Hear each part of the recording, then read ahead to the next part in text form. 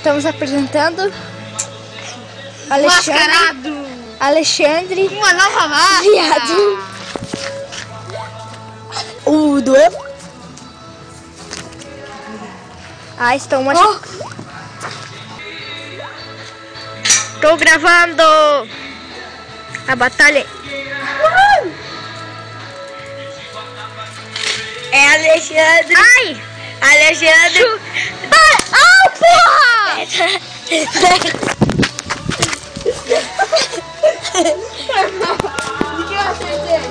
Em mim! Grande cara! Esse vai ser o melhor vídeo de Que todos. filho da mãe! Sai, velho! Bate nele! Au! Soco! Vai, não deu certo. Você jogou pedra em mim! Pedra no celular. Em mim! Tava... Bora logo, para de gracinha, então o celular vai desligar. É meteado, o quê? Vai logo, mas Tá bom! é o ponto do YouTube. Ô, bora falar, Sai! Bora falar, sai do meio, Satanás. Eu vou aparecer na frente.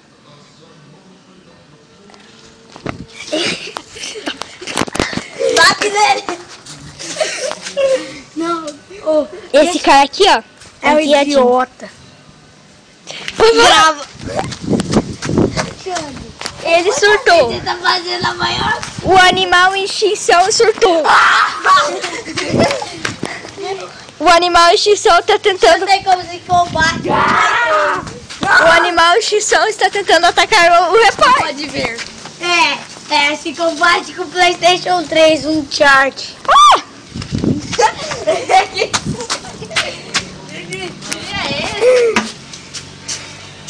Vou te pegar, Yasmin, na cama.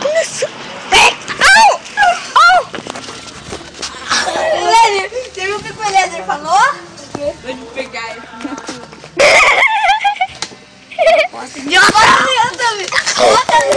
Vai botar no YouTube? Solta, sério, você nunca falou isso, não. Falou, eu já te comi assim. Não, Mas você meio falar pra nariz mítico que você traiu ela. Meu pai tá ali, otário. Ei! Oh! Ai, graça. Lá, 7 minutos! Ô, grava aí, gente. Eu tenho uma ideia boa. Mulher, você tá cagando. Tipo, lembra? Vocês sabem aquele negócio de filme? A gente vai fazer um filme.